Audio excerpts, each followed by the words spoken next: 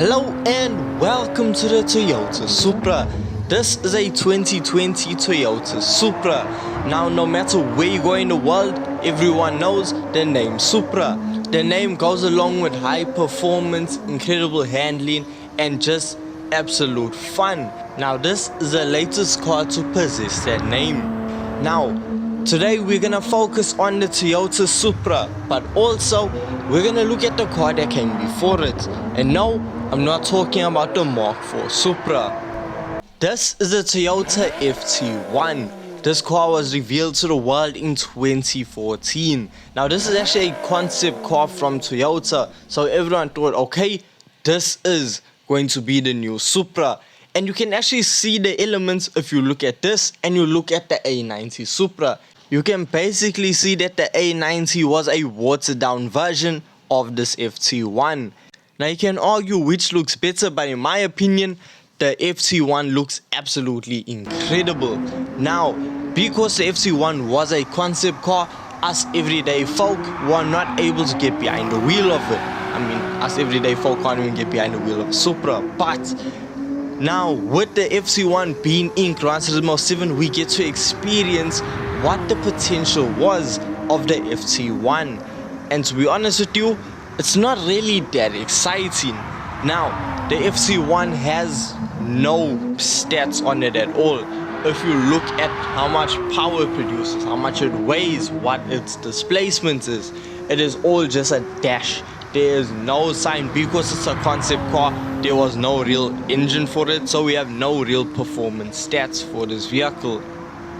But you don't need performance stats when you're driving it, because you can feel that this car is not very fast. Now, when it comes to handling, the car does have really good handling, but most cars have really good handling if they don't have that much power. I mean, look at the Toyota 86.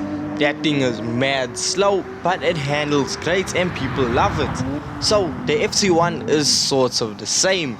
Now, it has, I'd say, roughly around the same power as a standard Supra, and that's not bad at all, because if you get behind the wheel of a standard Supra, you are gonna have a blast of a time, because the car has ample power.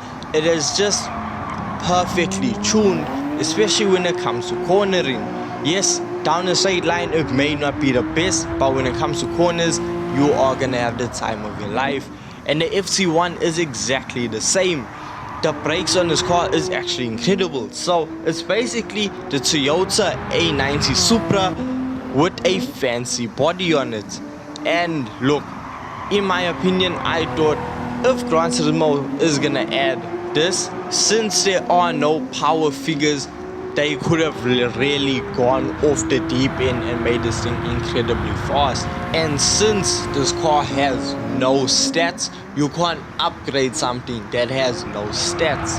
So that means when you go into a tuning shop, everything is just not applicable. What you can change, however, is the tires, and you can add a steering angle kit and an hydraulic handbrake. And a power restrictor and ballast. Now, around Kyoto Driving Park, the car was sitting lap times around 1 minute 50. So yes, it is not fast at all, which really hurts, because if you look at this vehicle, it looks like it could be incredibly powerful. I still remember memes when this car came out saying that for the next Supra, since we found out that this wasn't actually a Supra, that we need a vehicle that looks like this, and we need the power of the BMW M4. And I think Toyota saw that and was like, you know what, I think these people might be onto something. That's why they hit up BMW, and the A90 Supra now has a B58 engine in it. Now at first I was also on the side of, oh, it's a Toyota, how can I have a BMW engine? But the B58 is actually a really good engine. Standard, the B58 produces 382 brake horsepower, and that's nothing to look down on. That's almost 400 brake horsepower from a stock engine. So now in Gran Turismo 7 we still have the ability to increase that power. So now after fully upgrading the B58 with all of the parts we can add to it, The power level is sitting at 710 brake horsepower, which is almost double the standard figure. So this should make for quite an enjoyable experience out on circuit. Now this can go either two ways.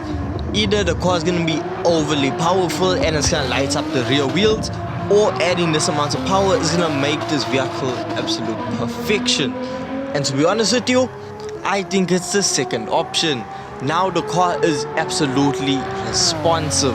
The car takes off, its acceleration is incredible, and even without me tuning this car's suspension, it is a buttload of fun. And somehow it doesn't understeer, it has just the right amount of oversteer, and when it comes to cornering, you don't actually have to be on the brakes that much. The car is able to travel and carry its weight. That's what I like about a car with, how do I say, a really good set-up suspension. If you can carry it through a corner and the body weight of the vehicle isn't pushing it from one side of the track to the other, it just allows the weight to just easily transfer from side to side. It helps the car travel through the corners a lot faster. Plus, so coming down the hill, you saw the front wheels lift up, and you know only powerful vehicles are able to do that, or cars with just low downforce on the front.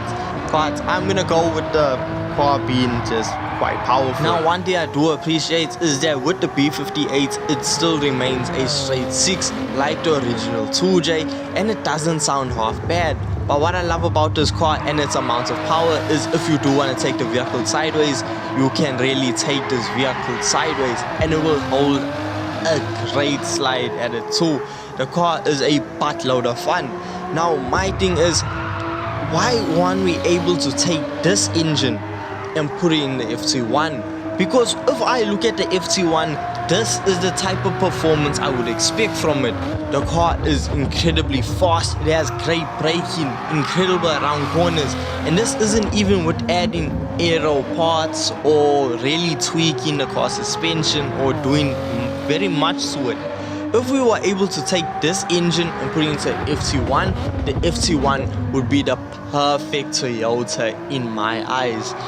The thing is, with the FT1, as I said, it just feels really underpowered and underwhelming when you get behind the wheel of it. Now the A90 Supra being fully upgraded set a lap time of 136 around Kyoto Driving Park, which is about 14 seconds faster than the FT1. So honestly, the FT1, by the way, it costs 500,000 credits if you do want to purchase it, is a bit on the steep side when it comes to price, because you're basically just paying 1 million credits for a Supra with a good looking body kit. That's about it. And the fact that the Supra runs for under 100,000 and you actually get better performance out of it, it really makes it a bit painful to actually drive and own the FT1. So that's what I'm saying. The FT1, it has no power figures, so we could have just taken the fully upgraded B58, put it into this and just label it as the FT1 engine and have no power stats. Who would know? Nobody. That's the thing. And the FT1 would be absolutely a load of fun and worth its price tag.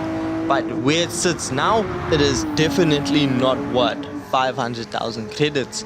As I said, it's basically just a Supra with a nice body kit. But I want to hear from you. What do you think of the Toyota FT1? Are you a fan of it? Have you ever tried it? Just let me know in the comment section down below. And thank you so much for watching. Really do appreciate it. And I'll see you in the next one. Peace.